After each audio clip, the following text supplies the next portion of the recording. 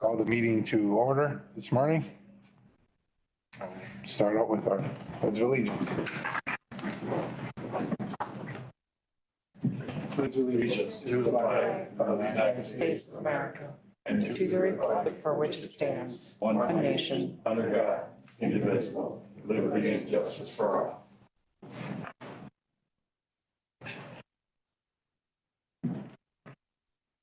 Right.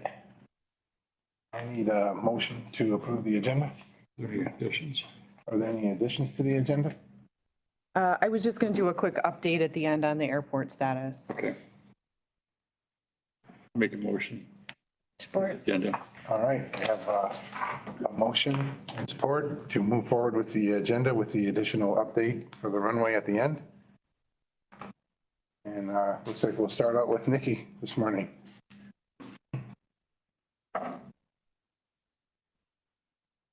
Yeah. Good morning, all. Good morning. Hopefully you all have a memo in front of you, which is a little extensive, but I'm here seeking approval to move forward on a project with the home improvement program, which I have funding, plenty of funding to do, which is great. This basically, as I mentioned in my memo, I'm actually combining two different programs to accomplish one rather large project. And this is kind of exciting because this is the first home that I am applying the My Hope funding, which is an energy efficiency program that we received $400,000 for from MISTA. This is the first one to get underway. We've got about 12 more applicants that we're pushing forward, so there will be a lot more coming, but this is the first one getting off the ground. And otherwise, we don't really have any funds available to deal with insulation and window replacement so much unless it was very severe and fell under our emergency repair. So it's opened up some opportunities that we haven't gotten to do over the past few years. But this homeowner does have a very emergent situation with the bricks on her home literally falling off. And the concern, it's been inspected and there are concerns with the entire system giving at any time. She's got children and she doesn't let her children out in the yard to mow the grass because it's a scary situation. So we're proposing with our emergency repair funding to remove all the bricks. Putting brick back up isn't necessarily the most economic solution for our program to use the dollars, but putting vinyl siding in its place is a great alternative, and the homeowner's very happy with that. And then obviously, because we're going to insulate her home, we're going to do things simultaneously. We have to have two completely different contracts because of the funding sources, but it makes no sense to take the bricks off, put siding up, and then insulate the home. So we're going to have two contracts running simultaneously just to make things fall together appropriately. But just to get to the nuts and bolts of it, the homeowner qualifies for all guidelines of our programs based on income, ownership. She does have a large mortgage on her home and is in good standing with her mortgage, and the emergency repair portion of the project will result in a lien by us. We will get put in a second lien position. It would be a deferred mortgage that we would not collect on as long as this homeowner owned and occupied that home. But if at any time she passed away, sold, moved, that would become due and payable in full. But we are putting ourselves second in line behind another mortgage. That's a common thing within our program, but I hope that we can still consider doing this repair. Homeowner doesn't plan on going anywhere anytime soon. That first mortgage will come down over the years that we're probably sitting there in that second position. The dollar amount for the emergency repair portion of it is pretty concrete. We did have a meeting since the time I did this memo to you. We actually met at the property last week with our inspector, the contractor, the homeowner, and myself. And we do have to make some changes and do some additions, but I think the additions are going to fall on the insulation piece. So that's not going to affect the amount of the lien under emergency repair. And I do have a window of room with the My Hope funding to add more insulation, add more cost to the insulation factor without exceeding their $25,000 limit that I can put per address.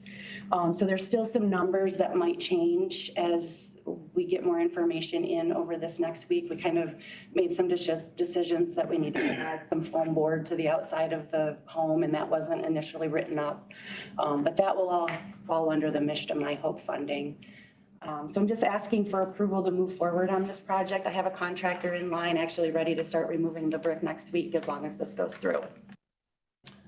The only question I have is the homeowner is fully understanding with the second lien position and the inability to sell the house? Absolutely. Okay, gotcha. I have a question. Absolutely. I don't know, would this fall under your homeowner's insurance if your brick is falling off the house? It doesn't. She's tried that avenue, that we've exhausted that, and it's not the result of any, it's not the result of wind damage, any kind of natural occurrence. It's just rusted ties that over time are just giving way below that surface, and the homeowner's insurance is just saying there's no claim there. Okay. All right, so we'll look for a motion to get the approval here. I'll make the motion. I'll support. All right, we've got a motion and support. We'll move forward and get that done for you. Your roll call. Oh, we'll do a roll call vote on that. Commissioner LaHaye, Yes. Commissioner Fournier, Yes. Commissioner Peterson. Yes. Commissioner Konashevsky. Yes, Thank you all very much. thank you. Okay. Get this to close and we'll move forward. Looks like we're moving on to Kim from the Plaza Pool. This will be in two parts. So Kim unfortunately isn't here. She's getting the pool open this morning because we've had some bad luck again. I'm gonna handle the financial and then Elaine will handle all the good, pretty stuff. So Okay. in front of you, I just left you with the thing. This is an update through 7 months comparing last year to this year. We've had a pretty good financial year. Last year by now, we would have come to you, or Mary Catherine would have, and asked for 40,000 plus. I think by now you would have took over our payments for the capital improvement loan there for the mechanicals and stuff. This year, we haven't had to do either one of those. The numbers are up, which Elaine will share with you. Expenses are down in different areas, up in some others. But as we know at the pool, it changes on a dime. So we got through 7 months and then we've had this mishap with the pumps. And Wes just had the one pump rebuilt. That was $2,800. And then we got to take the one that's coming out and have that rebuilt so we have a backup and stuff. So, but you know, overall, it's been very positive this year with the financials. And again, a lot of this is because of Wes and his crew. So they are very knowledgeable and they're always great getting over there. And I know that Wes has had a short crew much of the year, so it hasn't been easy. So we appreciate what he does. So if there's any questions about the financials, I'll answer it for you, or otherwise I'll get Elaine up here, and you're more than welcome to drill her with anything that you would like. I don't have any questions. I don't know if anybody else does. Norm, you had, the pool memberships are down, but the rentals are up. Yes. Is this, And some of that has been like shifting some of the senior memberships into the senior class that wasn't being done before.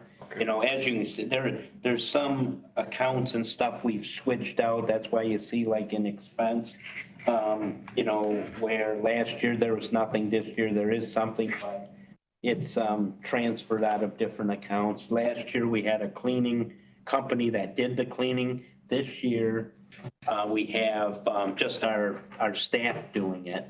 So where you see our contracted help go up, there's nothing in that account where it says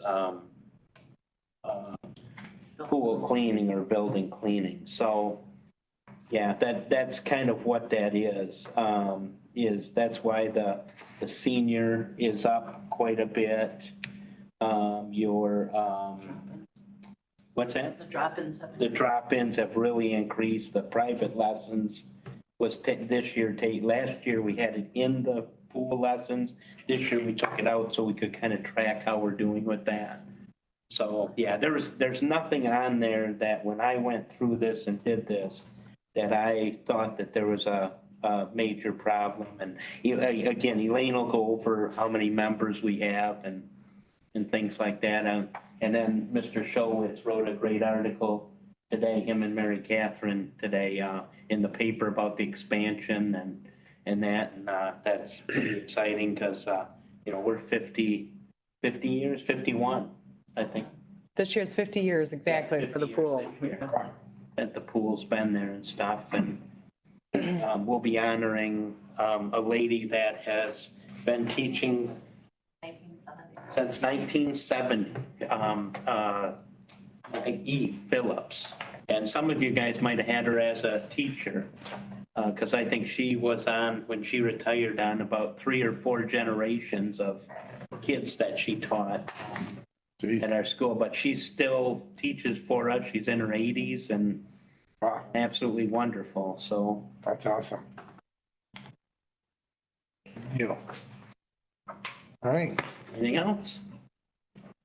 I don't think we have any more questions right now.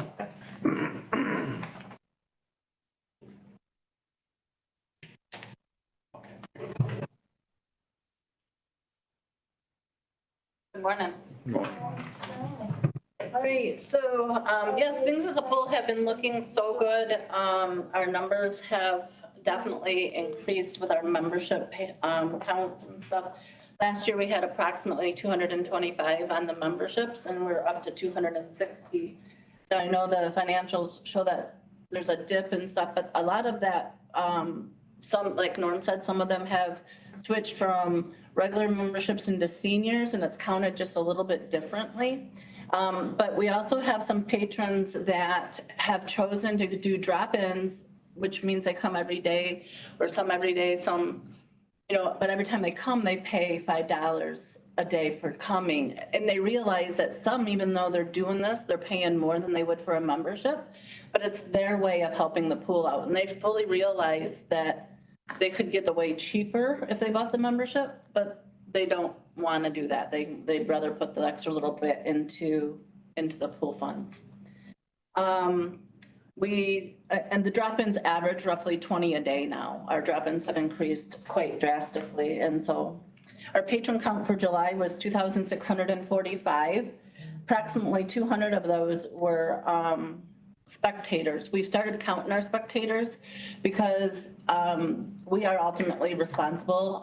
Skin knee because of the bleachers, or a little one jumps in the pool because of a sibling swimming during swim lessons. Our guards are going to still handle that situation. So we have started counting our spectators as well. We see the addition this year of 2 swim teams from the high school. So the girls swim team has started practicing last week. And the boys swim team will start, I believe it's late fall that they start their practices. So that's a new addition for us. We still have the schooners, and they are all kind of sharing the pool time and intermixing with the availability of time for practice. So that's been a great addition and interesting challenges that we've been able to work together with and get that on the go.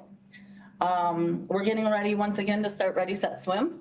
That's where all of our second graders come over from the school systems, Alpena Public, the parochials, Pied Piper, and they get a 4-week session of swim lessons. The school buses them into us, and they get 1 hour a week for 4 weeks, and they get the very basics of water safety and swimming. So we're gearing up and getting ready for our Ready, Set, Swim session. Our summer swim lessons for the group lessons, we had 85 kids between Monday and Wednesday nights for swim lessons, for group lessons.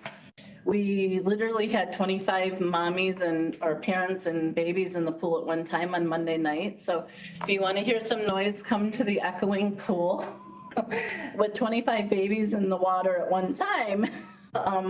But it's a lot of fun. By the time they start the class, the babies are screaming because they don't want to get into the water, and then they don't want to get out of the water. And so we'd like to see that transition where now they're comfortable and they're enjoying the water and having fun with that.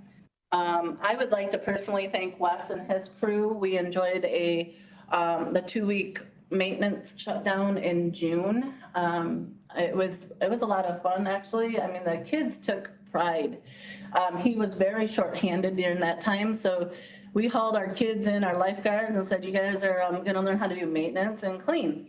And they took off with helping clean the showers and stuff, and they had a ball. They've taken ownership of that building, and they really enjoyed it. We shared a few lunches with the crew, and I mean, we just had a really great time, but we can't thank our maintenance team enough for keeping us up and going. So thank you, Wes.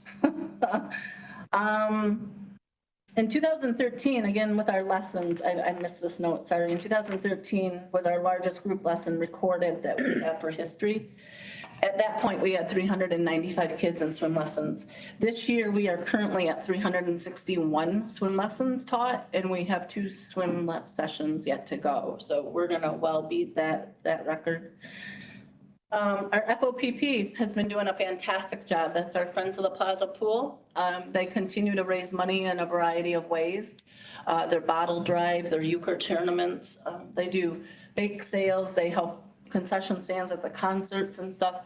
And they put in $5,000 every quarter as a donation to the Plaza Pool. So we really like to thank our FOPP team and all that they do.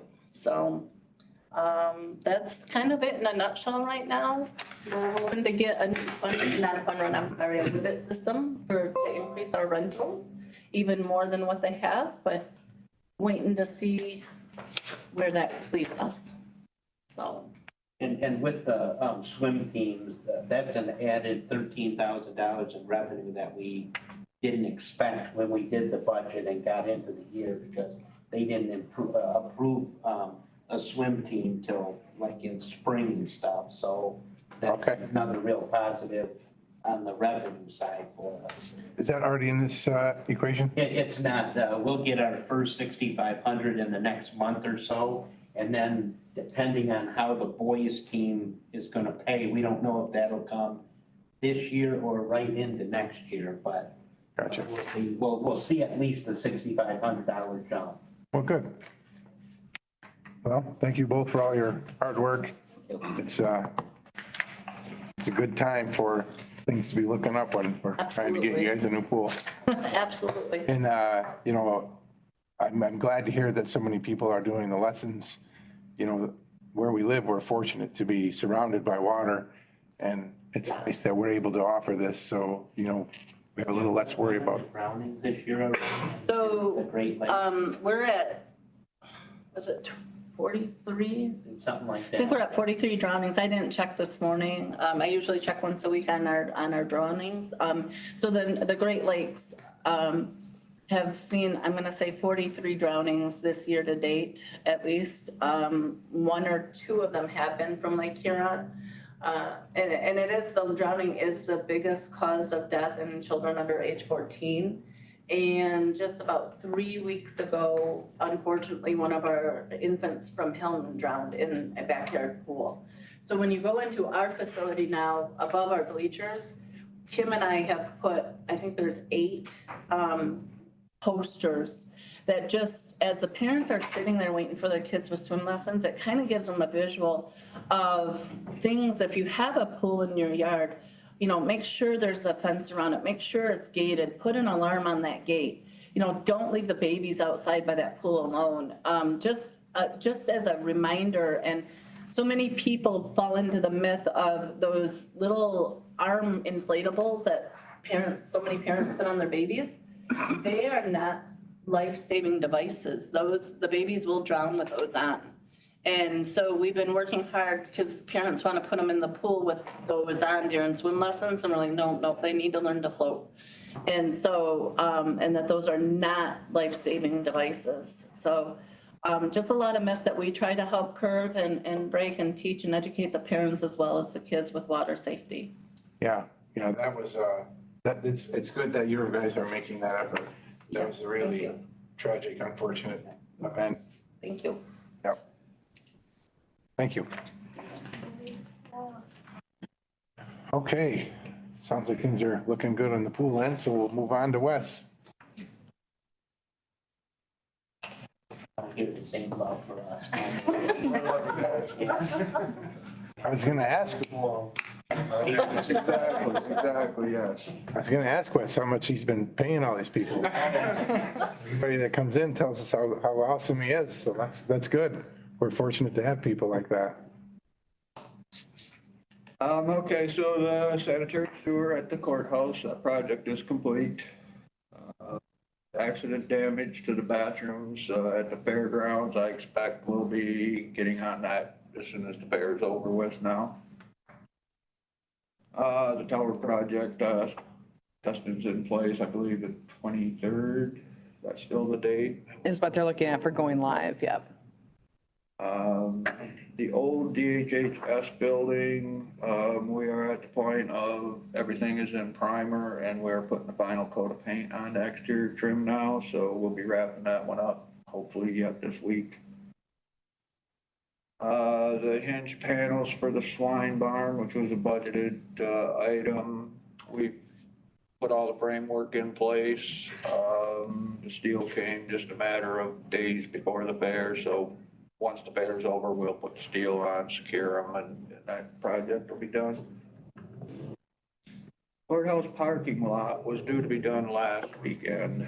There was a death in the owner's family, and he had to leave, and plus he went and he purchased some new equipment, so I haven't got a date, but I assume it's gonna be this weekend. He's gonna be over there working on that. The health department asphalt repairs, and I spoke with Corey yesterday. His paving machine is in for some maintenance or upgrades or something. He will be starting on that either this Friday or the first part of next week, depending on when he gets his equipment back. The health department compressor, those parts are ordered. I expect to hear from them real soon on that one. The individual power meters, I had come to you last month with that, and it was my understanding that $920 was the total cost to put in both of them. When I spoke with them, $920 is the cost to install one of them. Yeah, per building. Per building. Yeah, he mentioned that to me also, when I was speaking with him about trying to get a switch and a generator hooked up before the fair. Right. Yep.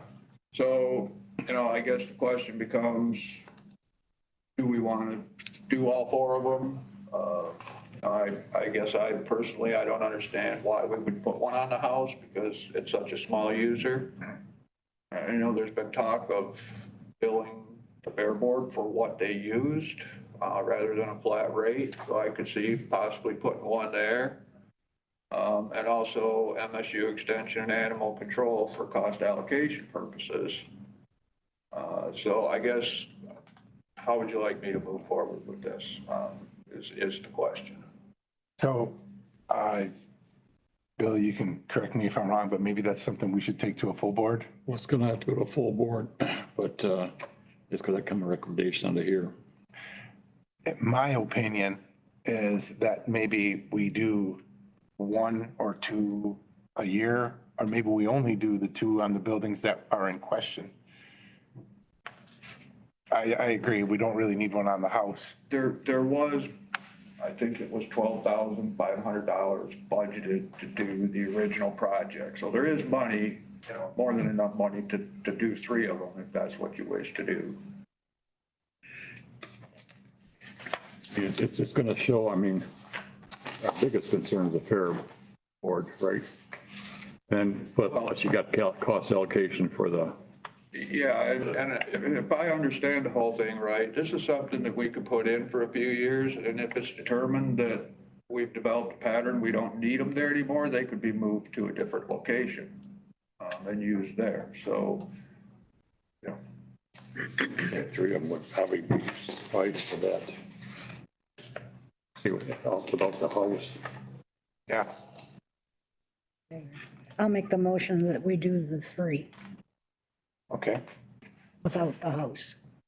I'll second. All right. So we have a motion and the support.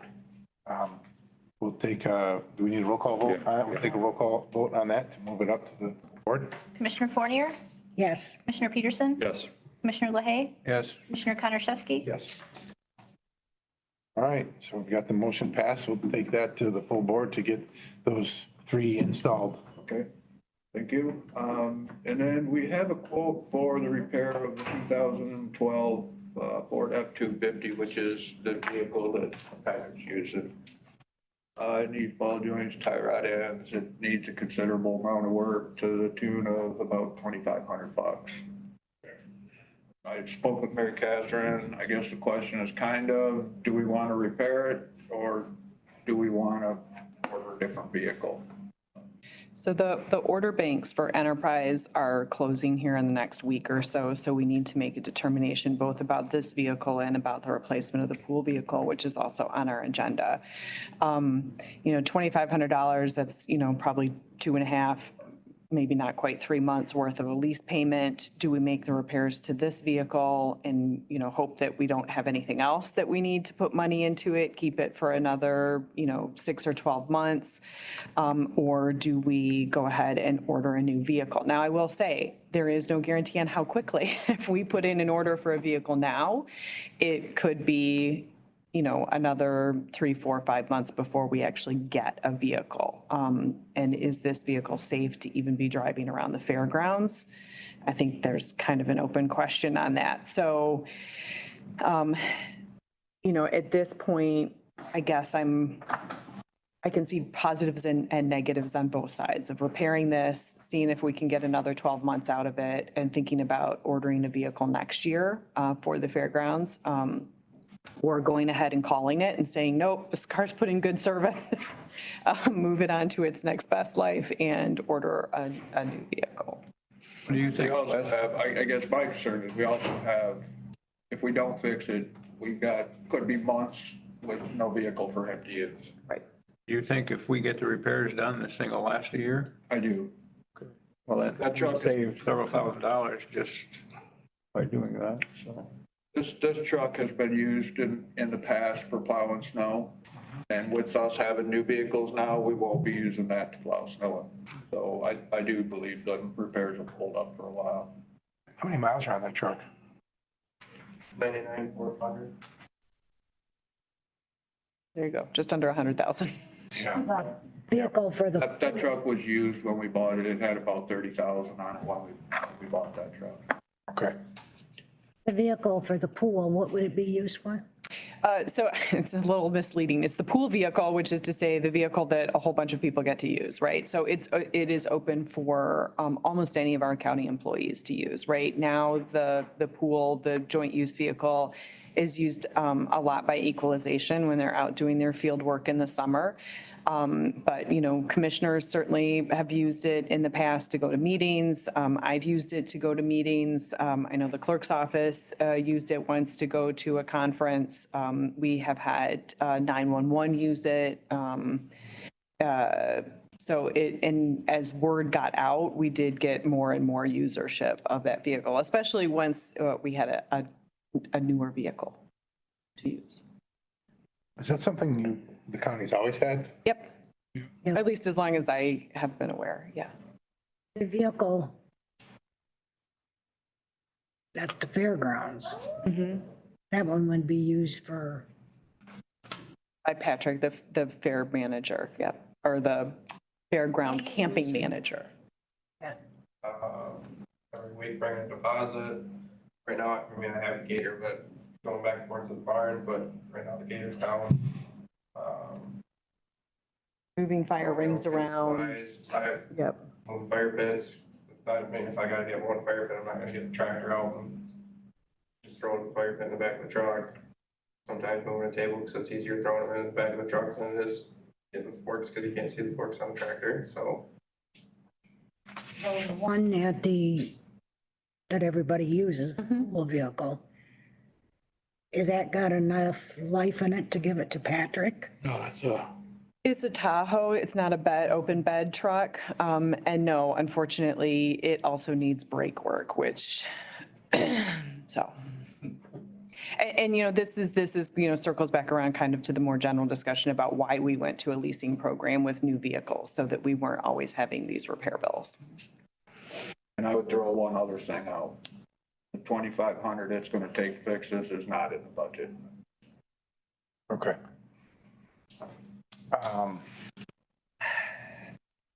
How long is the pool vehicle gonna last outside of fixing the brakes? And I don't think the brakes are that much. Well, we have not gotten a quote on it. The vehicle that they are using right now came from the sheriff's department. So it's a decommissioned patrol vehicle. It has a lot of miles on it. Eric, I know there's a brake issue. There's I don't know if it's a wheel sensor, because it, every once in a while, when they kick on the ABS, like you're going in reverse. right, it locks up a back tire. Yeah, that very breath, but, I mean, it was, we bought it used at the sheriff's department. We didn't have it, you know, probably 3 or 4 years. It's got 130,000 miles on it. The rocker panels are starting to completely rust out of it. That vehicle was 2015, so it's eight years old. You know, Tahoes, the engines run for a long time, but they just, you know, if we live in northern Michigan, they start rusting apart. And am I understanding it right that we're using the vehicle from the sheriff's department because the other one got wrecked? Correct. Okay. Correct. And it was, because initially, as you may recall, and sorry, we're kind of straying from, from the vehicle out at the fairgrounds. But that vehicle initially, they said they were going to repair. And then once they started working on it, they brought the adjuster back out and totaled it. Otherwise, we would have had this discussion, you know, 6 weeks ago. But yes, so we were using that vehicle temporarily until we figured out what the solution was. Captain, didn't we receive more than what we had to pay out on it? We did. So the program worked the way it was supposed to, which is to say that we made almost $15,000 on that, which is essentially a year's worth of lease payments for a vehicle. So, you know, we are able to buy low because we buy with government purchasing incentives and then, you know, sell or get valued at a retail price. So one of them is going to be replaced with insurance money. So we've received the insurance proceeds. We've paid off, obviously there was a lease, so we paid that vehicle off and then we have a little bit of extra. So that's the question is these order banks are about to close. Do I put in an order for a replacement vehicle to replace this Tahoe? And then we sell the Tahoe, right? I mean, that's what we would do. We would sell it. Have to trade it in? Nope, we don't have to trade it in. We just sell it.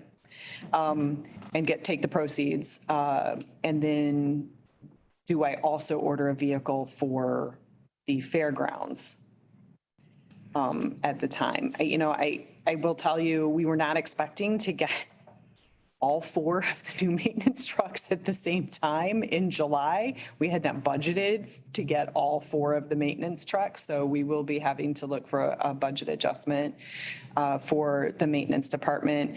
But now we have 4, you know, brand new trucks that they'll drive for a couple of years and then we'll turn them over. And, you know, the same thing will happen as happened with our pool vehicle that, you know, we bought with incentives and we'll be able to sell them at retail. What year is the truck you're driving? Yeah, well, I will say I did find the other day when I was standing in the bed of it, because I use that too, to change a sign out by the road, that there is a little rust hole by the fender. Found that out very quickly. Yep.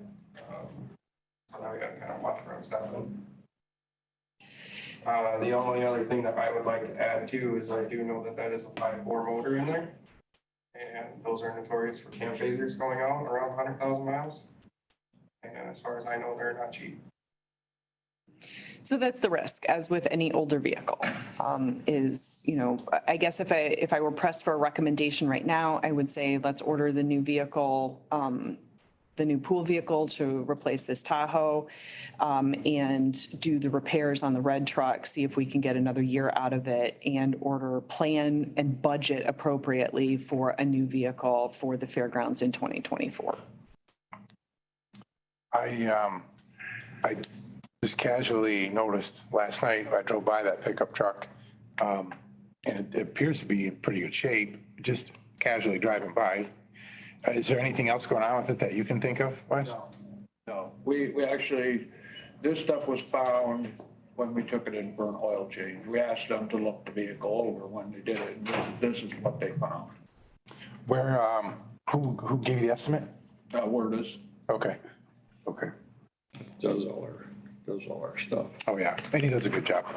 Yeah. It probably wouldn't hurt because we're spending taxpayer money to get one more estimate. certainly. But my opinion is also that we get that fixed. So, you know, it can get us through a year or maybe more. You know, is that vehicle still equipped with a plow? Yeah. So that's a nice additional backup unit for you as well, in the event we get some abnormal snow like we used to. Yeah. Yeah, yep. It didn't happen last year, but. Right. Yeah, definitely. Yep. And, you know, I'll come by and take a look at the vehicle with Pat and yourself and see, you know, if it is such a thing where, you know, the bed is starting to get a little lean on us or something. Maybe we throw a hard plastic bed liner in there for $500 and get a couple years out of the truck. You know, I'm concerned about, you know, myself and John are digging into this enterprise thing a little bit with Mary Catherine. And like she just mentioned, we got 4 vehicles at once. We need to break that cycle up so we're not getting a huge. Out a little more. Yeah, yep. And honestly, we also need to, you know, so far that's worked out well, but an insurance claim is also abnormal. So we got to figure out exactly how this lease thing is really going to pay off. I'd like to get another year or 2 under our belt, you know, to make sure that this is the right thing for the county. Is working properly. Yeah, yep. So I would say if you could get one more estimate, and then is that something that we would need to take to full board to get that pickup fixed? Yeah. We would, because we'll need to be there will be Budget adjustment. budget adjustment. And so our equipment fund does have a good balance in it at the moment. So I would make a recommendation that we, you know, shift both the money for the rest of the lease payments for the rest of this year, plus the repair of the red truck from our equipment fund. And then we're not increasing the pull on the general fund because we've already put that money into the equipment replacement fund, which is what that was designed for. Sure. So. I'll make a motion, we get the red truck repaired with the lowest bid. And we go ahead and order the new replacement for the pool vehicle. I'll second that. Okay, so we've got a motion on the floor to go with the best bid on getting the Ford repaired, and we'll move forward with getting another vehicle coming for the pool vehicle. So we've got a motion and support, so we'll take a vote on that. We need to do that, right? Roll call? Yeah, you can do roll. Commissioner Peterson? Yes. Commissioner LaHaye? Yes. Commissioner Fournier? Yes. Commissioner Konoszewski? Yes. Okay, I have one other thing I'd like to throw in here. There's been some landscaping done out the jail. I don't know if you all have been by. I'm gonna let Eric talk about it because he's the mastermind behind that project. Fence went up and everything else. so Wes, while we still have you, I made my first trip to the fairgrounds last night, and I know it's obviously a joint effort between your team and Patrick's folks and the fair board, but it really looked nice. You know, I was proud to walk through there and see how nice everything looked, and the grass is all cut and the We did have one hiccup yesterday. I had gone through, and we took care of this problem last year, but the breakers are in our shop for the midway lights. We turn them on, that leaves one switch outside.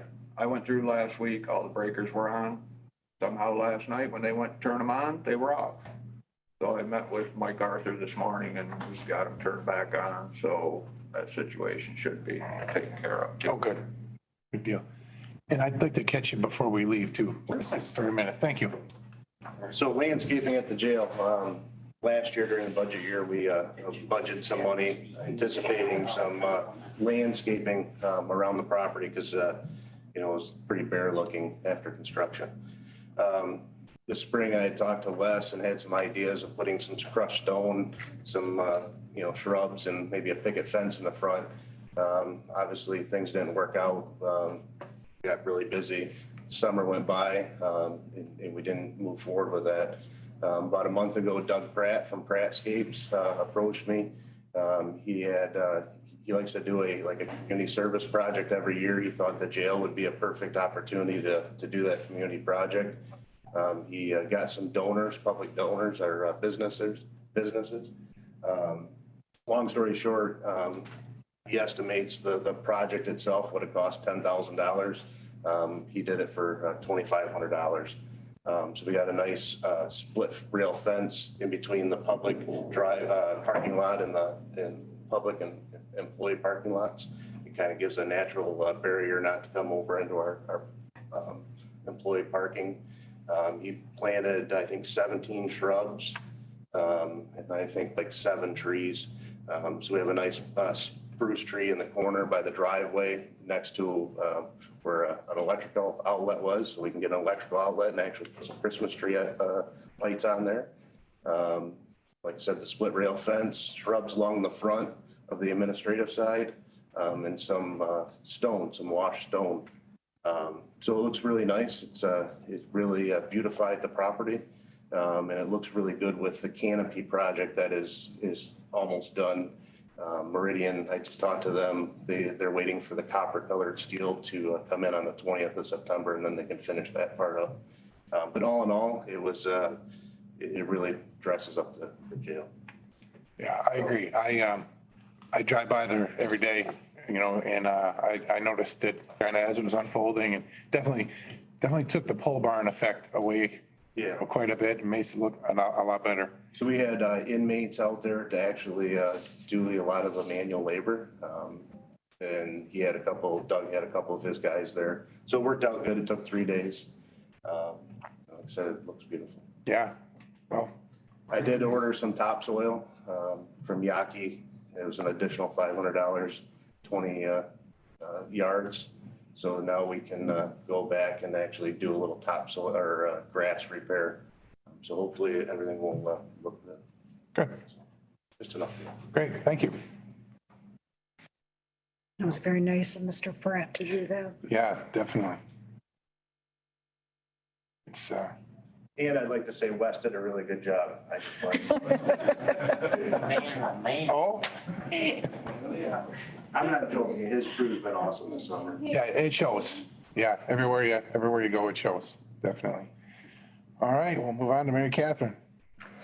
Yeah, so the first item that we have here is the disposition of the returned bus. So just to be clear, this is the ambulance that they have decommissioned from the city fire. This is an ambulance that obviously the county purchased with county funds would have been quite a number of years ago. They have replaced it with their new ambulance.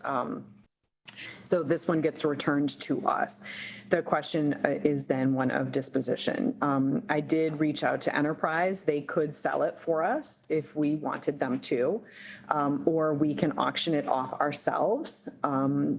So those are kind of the options unless we have another use for it. I reached out to Eric. I don't think we have another use for it within the county. So it would just be a question of how do we dispose of this vehicle? I would suggest that we dispose of it ourselves.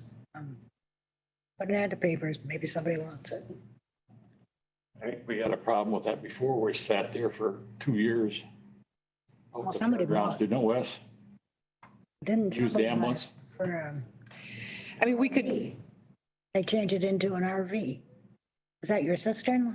The ambulance, no, it was one of our employees, mothers that Okay. bought the ambulance. Yeah, go ahead. So when we were getting our enterprise cars, we were down at Emergency Services in Muskegon late last year. They actually buy ambulances and they take the back off and refit them and put them on new chassis.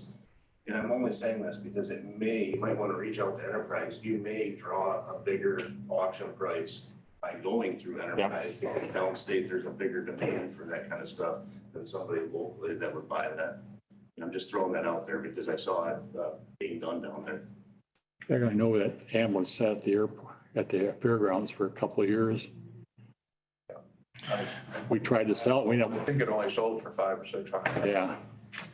So I've had conversations with Rob Edmonds, about this ambulance a couple of months ago while this process was underway. And he gave me some information. Like Eric mentioned, there are a few companies that refurbish the back half. So I guess what I'll do is I can make some calls today and see what kind of value the back half of that brings. And there is also a county-based auction site that I purchase stuff from on a personal level. So I can reach out to them and see, what kind of fee we would have to, go through them and auction it off. And how that works is whoever buys it is responsible to come get it here. And they state that right on the website. And I think that probably would be a good avenue because people look for them there because they're always on there. So, and if we can get a fair amount of money for the back half and auction off the remaining chassis, that way it's not going to sit around for a year. They have 14 days to get it out of here. So, and if you have actions with Enterprise, maybe they can give us a thought of what it might bring if they've sold something similar in the past as it is. I don't know that they do a lot of them. Right. They kind of had to run it up their chain because it's just not something that they normally do. So if the county site, and I think I ran into those folks at one of the conventions. Yeah, they do go. It's bitter G. We don't do a lot of this kind of thing, so I kind of passed by them, but if there's another resource, my only thought is the nice thing about Enterprise is they just take it and deal with it, and then we don't have to mess with it. Sure. But if we can get a little bit more money and somebody will come and get it, great. Sure. Yeah. Okay, well, I'll dig into that a little bit and I'll have a game plan for the next full board. Okay. Sounds good. So next is a review and recommendation on the Lake Huron Forever Pledge. Do we have our guest online? Wonderful. I will let her introduce herself. Hi. Hi. I'm here. Oh, there's I the voice. There's Abigail. Hi. I can't turn my video on. So okay. happy to do it without video, but just wanted to make mention of that. So I am here. My name's Abigail Ertel. I'm with Huron Pines. And Mary Catherine, I don't know if you wanted to there give your video is a little on. bit. Hi. Hi. Happy to be here today. I can launch right in, Mary Catherine, or if you have any preamble you want to give, we can do it that way, however you'd like to proceed. I think if you want to launch in and kind of give a little bit of background on this, and then together we can answer any questions that people might have. Sure. So as I said, my name's Abigail Ertel. I am with Huron Pines. I'm the community program director with that organization. And I'll just take a few minutes here to give a little bit of context around who Huron Pines is, if you're not familiar, what Lake Huron Forever is, and why you're being asked to review and make a recommendation on the Lake Huron Forever Pledge. So as I said, I'm the community program director. That means I work alongside our technical staff. Huron Pines is a nonprofit conservation organization that does a lot of work with water, with land, and within communities to understand how natural resource protection projects align with and support and add value to local community goals and visions that they have for their residents, their businesses, and visitors to the area. I've been with Huron Pines for 13 years in all of my various positions. Community engagement and working alongside community leaders has been the focal point. As I mentioned, Huron Pines is a conservation nonprofit. We serve all of Northeast Michigan, so that's a 13 county service area, basically from northern Lake Huron up to the Straits, I-75 over to the Lake Huron shoreline.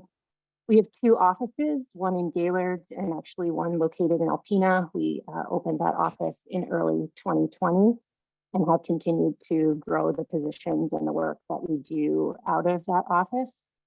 Some examples of work that we have done in the Alpena area and are relevant and aligning with the pledge that you are reviewing today are some large land protection projects, North Point Nature Preserve, in a strong partnership with Thunder Bay National Marine Sanctuary, Birdsong Bay land preservation. We're doing some countywide invasive species inventories and treatments that will help provide some information to the county on some priority stewardship projects in the area. We're doing a lot of water quality protection work through stormwater and green infrastructure with the city of Alpena. We have partnerships related to Misery Bay, and then this Lake Huron Forever connection that we're talking about today. And in all of those projects, again, we work to engage the community from the outset, and particularly local leaders and elected officials to understand how we're adding value and how we can support what's happening in the community. We also coordinate a lot of large scale, large impact initiatives and partnerships. And one of those is Lake Huron Forever, which is why I'm here today to talk a little bit about that. Lake Huron Forever is a partnership that started in 2019, and it's actually a multinational partnership. So we do work with partners on the Ontario side and communities on the Ontario side, thinking about Lake Huron water quality protection and how we can do that at a scale that has true positive impact for all the communities who depend on that Great Lake. One of our founding partners in that is the Community Foundation for Northeast Michigan. So we work very closely with Patrick Harity to understand how we can connect with folks, understand what needs and gaps might be seen at the community level, and how we can add assistance and support for those projects. And within the Alpena area, I have been working with Mary Catherine and Rachel Splinsky with the city and Nathan Skivvy to understand how we can pull this pledge together to add value to the work you're already doing, how we can support the coordination and collaboration across these governments that I know is a priority and important for the work that you're doing, and move forward action to protect quality of life and healthy natural resources. The pledge is really an important celebration of the work and efforts that you're already doing, and a way to elevate the work that Alpena County and Alpena area governments are doing to protect Lake Huron, to other regional partners, Great Lakes funders, folks who are interested in this work and are interested in seeing success stories at the community level when it comes to water quality and natural resource protection.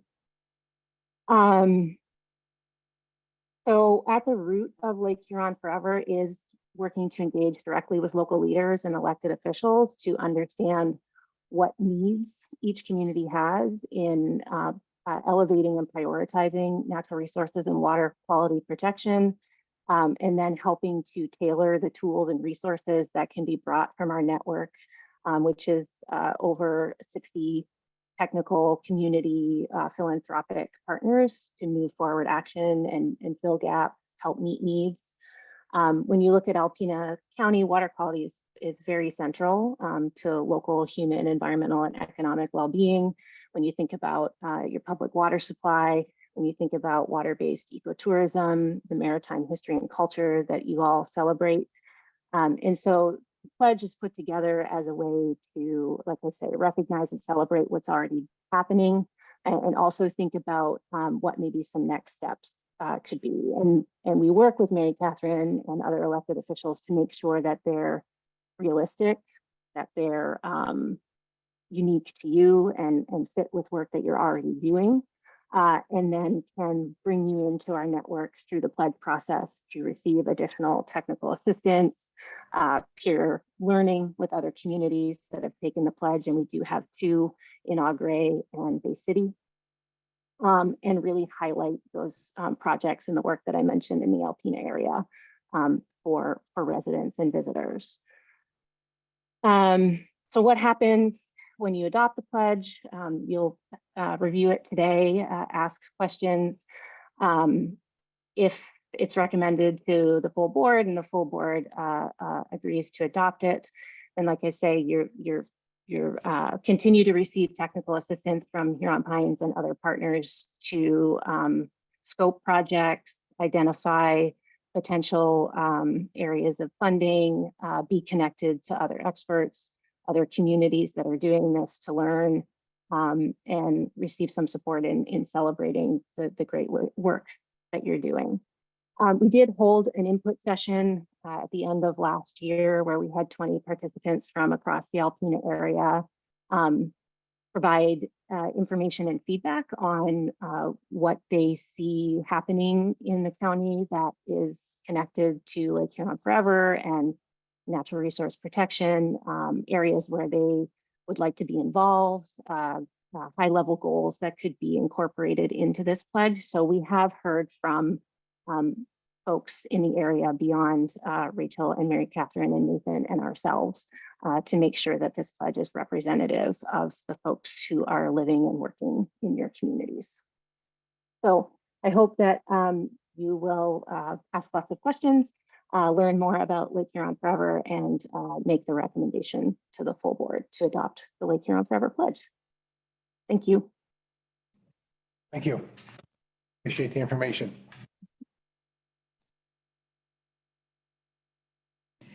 Do you guys have any questions about the proposed resolution? Are there additional details? There are, and I just was just realizing that I did not include the fact sheet in the materials. So I was trying to pull it up quickly so I could print it off for you. Just to give you a little bit of a background, the pledge is something, as Abigail mentioned, that Nathan Skippy from the township had really brought forward and brought to the attention of myself and Rachel Smolinski at the city. It'll be going to city council for review as well. And really, it's just a recognition that water quality is really important in our community, and that as part of our master planning and considerations of future development, that we take that into consideration as part of the pledge to make sure that we are paying attention to water quality. And as you guys know, since we are not a planning body and we don't do any zoning and planning at the county level, for us, it's really more of a statement that we think that this is important in our community. So Are there commitments of any sort that are involved, or? just that we make it a priority when thinking about development, but it's really just a pledge that we are paying attention and think that water quality and preserving water quality in our community and in our watershed is a good thing. So no, there's nothing that you would be committing to in terms of dollars or projects at this point in time. And no guidelines or parameters? Nope, nothing like that. Just supporting the township. We're supporting this pledge, and I'll make sure to forward you guys the fact sheet, and I apologize that wasn't in the materials, so that you have a little bit more background when this gets forwarded to full board for review and approval. Okay. We're not adopting the resolution, we're just support it. You're just recommending if it goes on to full board, yeah. So we make a recommendation and go with full board. Okay. I'll make that. I'll support. Okay, so we're clear, we have a motion made and the support to be accompanied with the additional information. And Catherine, you'll send that to an email then? Yep. Commissioners, okay. Yep. Okay, I don't believe we need a roll call on that, do we? No, just a or nay. Yeah. So all in favor, we'll say yay. Yay. All not in favor. Looks like we have no one opposed, so we'll be happy to move this forward for you, ma'am. Great. Thank you so much. I really appreciate the time and the consideration. Yes, thank you for your information. All right, so that takes us to the Plant Moran. So obviously Plant Moran came and did their presentation at the last board meeting with their fairly lengthy draft report. Besides the feedback that we got at the meeting in regards to how we label some of the spaces, I really had not gotten any other feedback from anyone. At this point, really the question is, what do we do with this information? And I know that was kind of an overwhelming report. There was a lot of information in it, and the numbers are a little scary when you see them written down. But, you know, as somebody who has worked in strategic planning and planning quite a bit, this document doesn't do much for us if it just sits on the shelf. And, you know, the point of getting all this information then is to do something with it and to use it as a planning document. So the question is there any additional feedback before Plant Moran finalizes this report for us and gives it to us as a final document? And then secondly, what are the next steps? What would we like to do now that we have this information? Is that an internal planning process? Is that something where we consider hiring either Plant Moran or somebody else as a planning agent to help us work through what the next steps are? You know, or does it sit there?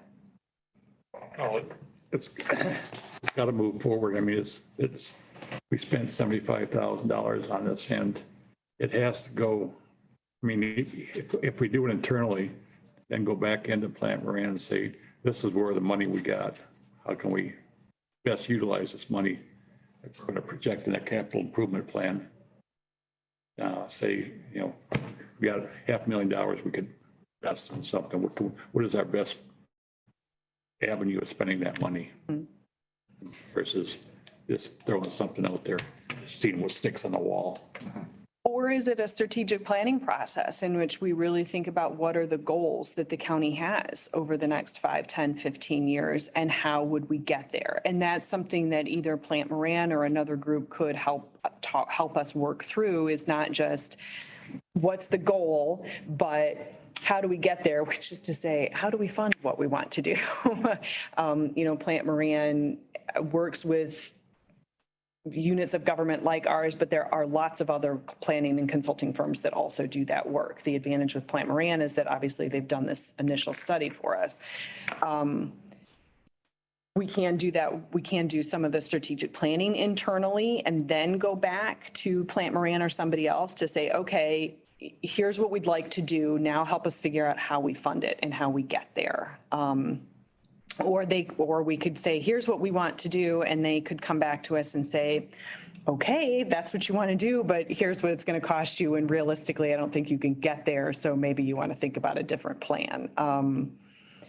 You know, I think there are a couple of different approaches we could take. It's just a question of how do we want to go about, you know, moving the ball down the field?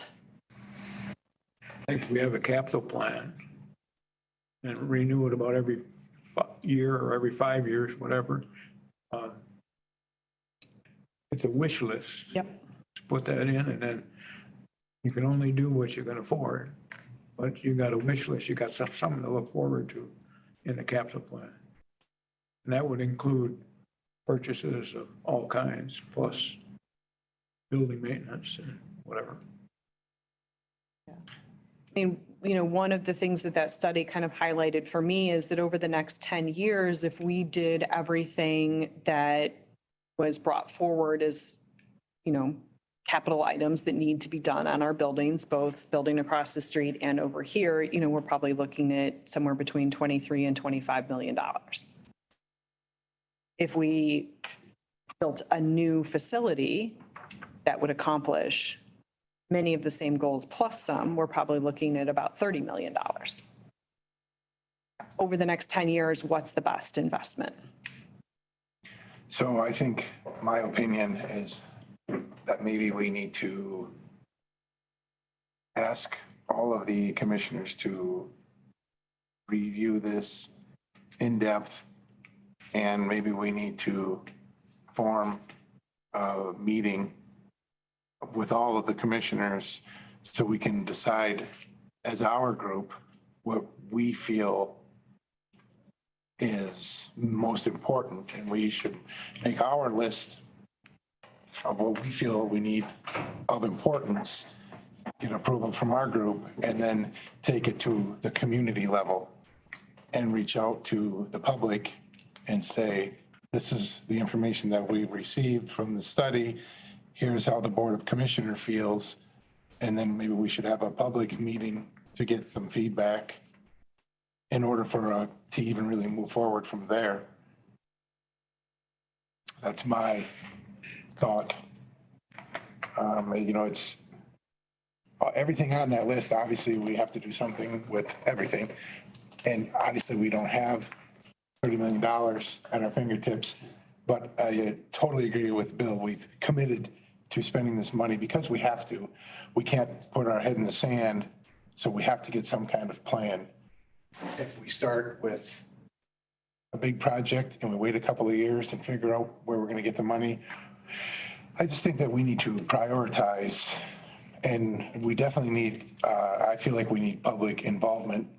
You know, I think we should feel, well, you know, this group of people and the people that work here and with this study, we should be able to prioritize where we think the needs are and then take it to a public level and get some feedback and see, you know, once everybody in the community says this is how we feel, then we can reach out to them and with our suggestions of how do we fund this.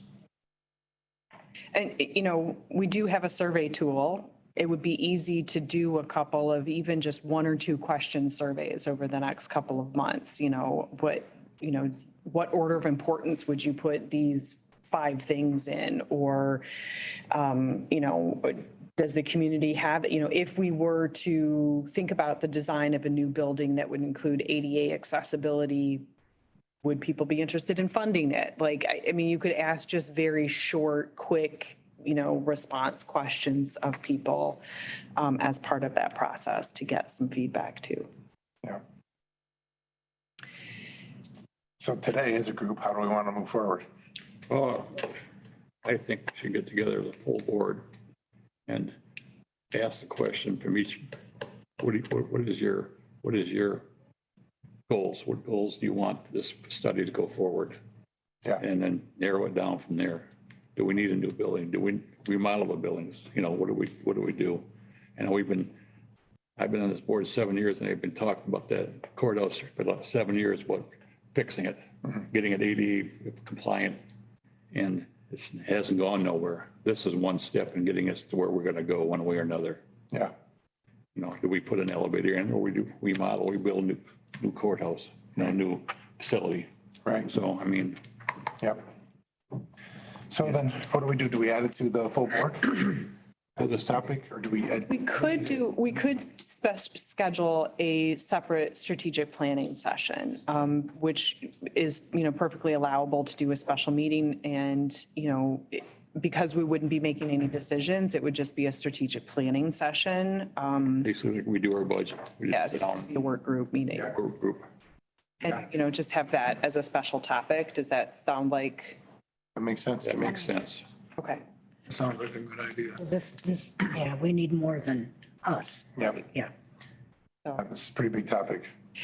Yes, it gets a little overwhelming, which is probably why people just keep talking about it and we aren't able to move it forward. All right, we will work on setting out some dates then to set up maybe a 2-hour block or a 3-hour block for strategic planning. At least a couple, 3 hours. Okay. All right, perfect. That's good. Thank you. That is what I needed. Excellent. Obviously, we already talked about ordering of a replacement vehicle. So I think, thank you for sticking around, Patrick. You guys have the Fairground Manager's monthly report. Yeah, we're finally there. All right, I will keep this short and sweet. So, ongoing improvements that are happening at the fairgrounds, the Merchants Building, we did do the $3,000 for that earlier this spring. We got light bulbs. I haven't been able to really get in there and get much done with the fact of rentals and fair going on and everything. One thing that I'd like to bring up on that though, I talked to Wally from DeVere and he knows somebody who's gonna get me the contact for him about the concrete, having them grind it and then putting the epoxy down. If that's something, once I get the number from them and get a quote and everything, I'd bring it up to you guys, but, that's something that, That's the inside of the merchant building. yes. And they would do, I want to talk to Wes about this first, but my idea would be doing the actual floor inside the merchants building, the epoxy, all the way into the bathrooms, both bathrooms, and then, both bathrooms, the hallway, and then the floor inside the merchants building. Would all be ground down and then be epoxy. Also, and Catherine knows about this, I'm getting quotes for house repairs. We're kind of waiting till after the fair, once things die down, be able to get that done. And something I'm looking forward to trying to get quotes for. Something I really would like to get done, I've kind of talked to Wes about it too, is getting some of the buildings repainted at the fairgrounds. Kind of like the merchants building, the outside of that, merchants building, maintenance building, fair board building, the grandstands, and when they do the renovation on the bathroom, Wes said that they were painting it, I believe. Those 4 buildings, it'd be nice to, since they're right in the front, it would be nice to get them repainted, especially since they're grandstands and the merchants building, the paint's peeling. So it'd be nice to get them repainted, maybe even a gray color, nice neutral color, and make it look nice. Since this is July's report, 4th of July parade obviously started there. It seemed to be a pretty good success. We had no issues. So, 2 different horse shows happened. And at that time, we were looking at getting a temporary license for Fair Week. You have to wait for next month's report. No, we did end up getting that license, and I believe there is, off the top of my head, I think 9 campers in that temporary camping area, including yourself. Yeah, and it was nice to see that effort made, and it was nice to see it almost full. So obviously there was a need. Yeah, there was, and it really was brought to my attention. I mean, we obviously reservations are first come first served basis. But it was really brought to my attention when I had Michelle from the MSU building telling me that, we have multiple families that are new, but they have campers and they're gonna wanna come in and camp. I forgot the total number of kids, but I believe it's over 100. If I remember, it's like 120, 130. So, I mean, that's a lot of kids, even if you said there's half of them are campers, you're talking 50, 60 campers. And then you got the people that just wanna come in and camp, and when the fair board is using 12 lots on the back, and you got 8 for carnies, 6 for vendors, you're right there, you're losing 20. So it was definitely a much needed thing, and with it, obviously it seemed like it worked out this year, so hopefully next year we can do the same thing. As far as the budget goes, I am very happy to announce that at the end of July, I did meet my $30,000 goal. Well, $30,000 budget, but not my goal. My goal is to bring in at least 50,000 for camp fees, what I'd like to see, which I did just get a revenue and expense report for today, and it is $43,553 that we have brought in so far this year, which puts us over $13,553. So that's very exciting. I am very pleased about that. With the budget though, I would recommend increasing janitorial supplies by like another $150. We only have 121 available. And obviously we're not using anything for the week of the fair, but after the fair, we still got 2 months worth of camping still, so I don't think the $121 is gonna be sufficient for the rest of the season. Obviously, I said merchants building concrete, and one of my big goals, and I founded Mary Catherine about this a lot, and I'm very sorry. Last year, I went out and got 3 different quotes for tractors. I kind of mentioned it a little bit earlier. The tractor that we have at the fairgrounds is actually maintenance's. Thankfully, Wes is nice enough to let me use it, but the forks on it, I mean, it's an old industrial tractor, basically. I don't know, Wes, do you know the year of it? 80s, 90s? Would have been nineties. I don't know exact year, but it would have been in the nineties. The forks on it gotta be like 3.5 foot long. They're not long. And when the bucket's so big, when you have it on there, you can't see what you're stabbing into. Actually, I will admit, I broke a board trying to get a table because you can't see the forks. So I went out last year and got quotes for tractors. LS tractors was the cheapest, if I remember correctly. It's like 23,000. That's something that I'm hoping we could look into getting possibly at the end of the season.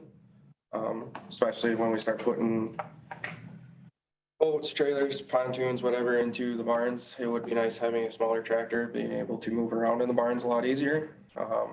As it is last year, I mean, we were at maximum capacity for winter storage, but I was packing bigger boats and trailers into the goat barn.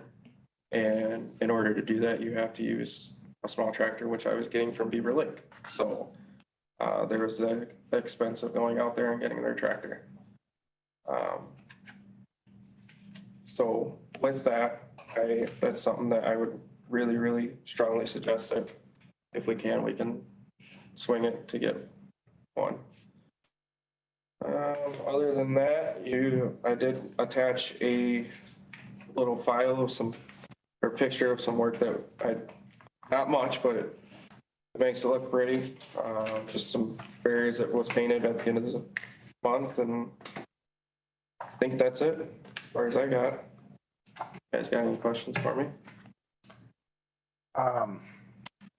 Well, first off, I will say, good job meeting your goal. And, the effort with the additional campsites helps. Yeah, we only spent roughly, I think, what did I say, $400 for that? And even at 9 campers, $200 a piece. Well, you figure 200. Even if you said $150 a piece, you're almost $1,500. Sure. Definitely. And it gives you a good guesstimate of what you could do next year. Yeah. Yep. Yeah, there's a lot of real estate left that could be utilized. Yep. You have in here that you would like to get some painting done. And I agree, we're putting money into these buildings in other places. And paint would probably be not extremely expensive addition that would, make everything look a whole lot better. Oh, yeah, for sure. Is there money in the budgets for that? Are you thinking that you would want to do it yourself if we buy the materials? What do you have in mind? That's kind of, I don't think I could do it myself because it's a union ground. That's kind of what Wes was saying the other day. So with the merchants building, we talked about this meetings past, is the exhaust fans are not working. So they're causing spalling on the outside of the block because of moisture getting in the block. We need to be able to shut them bathrooms down to get in there and do this work. So there's a considerable amount of repair that needs to be done to the building before it's painted. Okay. I saw in the capital improvement plan, there was 75,000 planned for next year. Well, 75,000 is a request, so the CIP is this is what we'd love to do, and then when the final budget is passed, we'll see. But yes, that was a project that was thrown out for 2024. And in a way, of course, all of the stuff that's on the CIP circles back to our strategic planning discussion, right? Because this is one of those chicken and egg kinds of questions, right? If we are going to you make different strategic decisions about repairs that you're going to perform based on what your long-term goal is. You guys know this, right? This is like planning 101. If we are going to make some big changes out at the fairgrounds, why do we want to put in a huge investment into that building? On the other hand, if we are planning that everything out there is going to stay kind of essentially status quo, but we're going to do some minor upgrades and some facade repairs and stuff like that, then yes, you plan for those kinds of investments. I guess that was my point. Right. That maybe some of this stuff that we're intending to do this fall when camping season ends, and we can close them back down for a couple weeks and get this done. Could determine how far that money would go because a portion of that work would already be done. Okay. Gotcha. Okay. I do know that the Merchants Building has exceeded its budget as well by $660, and we have lost revenue just because of the condition it is in right now. Sure. I've had 2 people that came and looked at it and said, yeah, I don't know if I want to have my wedding reception here with the fact that the floor has paint chips all over it and obviously lighting, but we got that now, so. Yeah. Well, that being said, we'll get back to you on the painting. Duly noted. And we can add that as part of our discussion when that building comes up at our meeting. I think we've covered everything else. We're going to get your truck fixed up. That's all I didn't even say anything about it. Yep. The tractor, was that part of our plan? Is there money budgeted? There is not money budgeted, and this is kind of the discussion that Patrick and I have had, which is yes, it would be a lovely thing to have. Sure. But we did not budget for it in 2023. Obviously we could budget for it in 2024. It would be a priority, just where does it fall in the priority list as far as equipment? I know, Wes also has some other equipment that he has on his wish list. And so where does it fit in the priority list? Okay. The house needs repairs. What needs to be done to the? So the window on the south facing wall that would be facing 11th has on the framework has a crack in the frame, and then the drywall is actually cracking every time it rains really hard. It leaks. There will be a pond of water in the dining room. I have actually had maintenance come over and looked at it. They put silicone. That was back when Mike was still working. Mike put silicone around it. It still leaks. The last rainstorm we got, we actually get to the point now where we just throw a towel down on the floor and make sure that it's there if we know rain's going to be coming. So the flooring that is peeling up from all the traffic because there's no office, so everybody that comes in has to come in the house and check in, and it is mainly peeling from where the door is all the way up to the kitchen table because people come in. We don't have a big desk or nothing, so they'll come in and go to the table, write a check or whatever, and then continue out. The handrail is I had a list, but I didn't have it with me. The handrail is rusted off, so I figured we'd probably want to get a new one of those just because, elderly people getting up into the house using the handrail. It's not safe to use right now at all.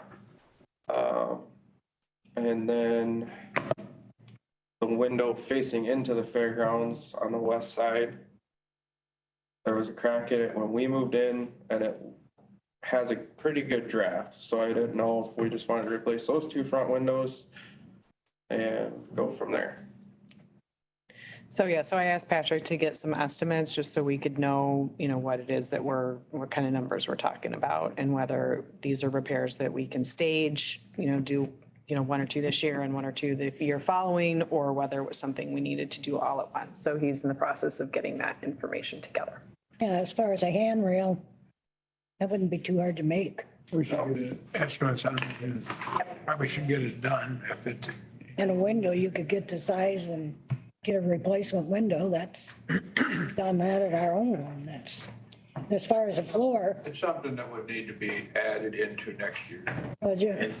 It just won't. Because if we keep letting it go, you know what's gonna happen to the inside of the walls. So that's the issue with the window that's on the south side wall right now, is that it's soft. You're gonna get mildew and get soft. And I know what happens when your insulation gets wet. And if we keep letting it go till next year, I don't know it. To buy a window, There's really no way of knowing exactly what needs to be done without tearing down drywall. right, you'd have to, Once you tear the drywall down, you're. have to do a section. Some money somewhere for what we might find. You know, we just got done at our house. We had to take a section of our kitchen ceiling out completely to where I was looking at the attic. And we had to do new drywall and new insulation, and a carpenter did it for us. His husband and I were gonna do it. The whole bill was $1,400, and that included new blown-in insulation, and I mean, I couldn't believe how reasonable it was to do. We had to paint the ceiling, primer it, paint it. $1,400, and that included a new microwave. I mean, you're not talking a lot of money. And if we keep letting it go, I know what you're saying, but I've done things before that ran into a whole lot more money than I ever expected it to also. if we keep letting it go and come the winter months, you're gonna have a mess come spring. Is it something that, think about an insurance claim? I would say probably not. I think we're well long past any kind of insurance claim issues. So yes, we absolutely need to address it, which is why I asked Patrick to start getting some numbers together. Obviously, we can get a cost on just the windows themselves. How much of the work can we do internally? How much of it do we want to contract out? Some of that would probably also depend on both our guys' availability and also the availability of someone to come in and do it. Is it cheaper and faster to just have someone come in and take care of it? But the first place we got to start is, how much is this going to cost us? And then, Better get Brenda's guy's number. that's right. Oh, he's great, I'm telling you, he's not from Alpena, Randy Fink, yeah, he's not from Alpena. Oh, yeah, And, I know Randy. Does a great job, but he's super busy, like everybody. Oh, he's our number one Yeah, that's a great job. go-to guy, yeah. Yep. Well, maybe you can hit him up. Tell him you need a favor. Well, I talk to Brenda. Randy all the time. He's working in town right now. at the I know Bobble he Loop, is. So, All right. Yeah, they had a mess. yeah. Yep. My number. Okay, well, thank you. Randy's good. It mentioned in here that the gator, is that working?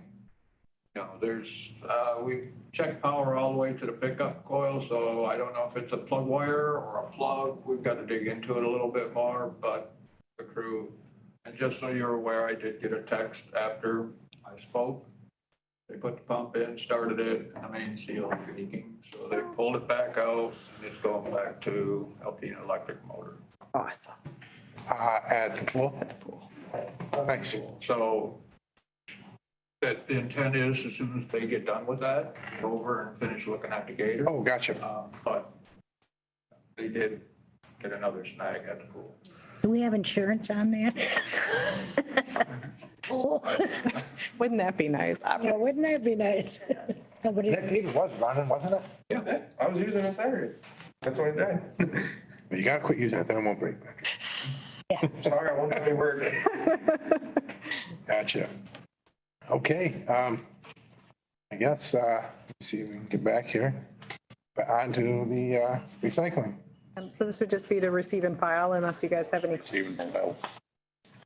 Okay, got a motion and we've got support from Brenda. Do we need to vote on that? Just all in favor. Yeah, all in favor of accepting the reports as they are? Aye. All opposed? Okay, with no one opposed, we'll accept that.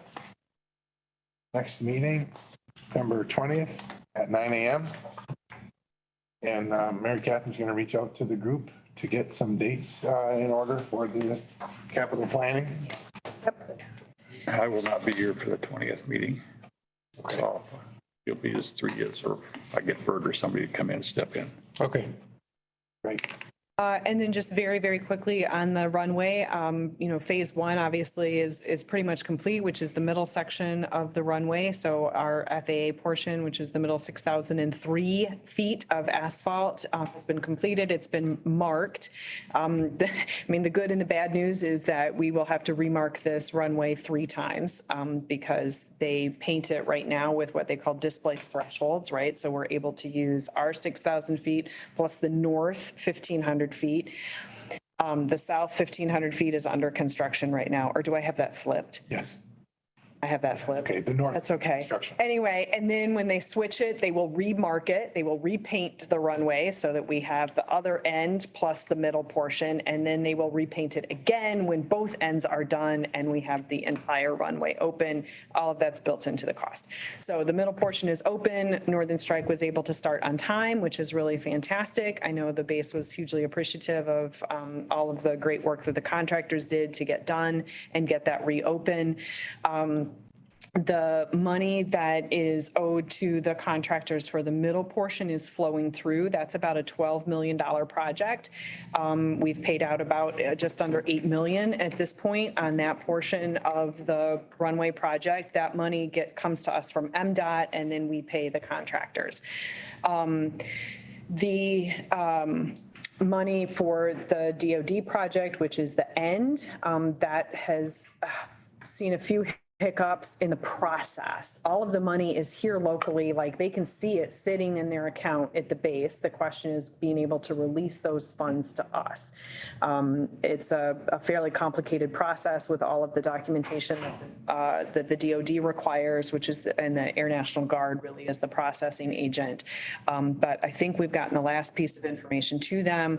We have paid out the first 2 pay apps. So we have paid out about $1.5 million. But that's about a $20 million project. So the contractors would really like us to start paying a little bit more. And we can as soon as we get the first reimbursements back on that. They had the pre-bid meeting for the last phase, which is the other end of the runway, hoping to get that bid process completed so that they can get those funds obligated by the end of the year. And I appreciate everyone's attention to the poll vote that went out. So the poll vote is in regards to the cost overruns on that middle portion of the runway. So as you guys recall, there was that bond breaker layer that we ended up having to scrape off and replace, and then having to do the full depth replacement at the intersection. So we are applying for an additional $1.9 million in grants from the FAA that will come from our AIP funds, which is the Airport Improvement Program. There is a potential $50,000 match for the county, but we are hoping to have that covered through some other funds, and that won't have to come through the general fund. I didn't send a poll vote back because my computer wasn't working. Okay. And it was at the shop there Okay. all day yesterday, most of the time. So I support that. Perfect. Thank you. Okay, that's what I got, unless you guys have any questions. I don't believe so. Okay. Yes. Meeting adjourned.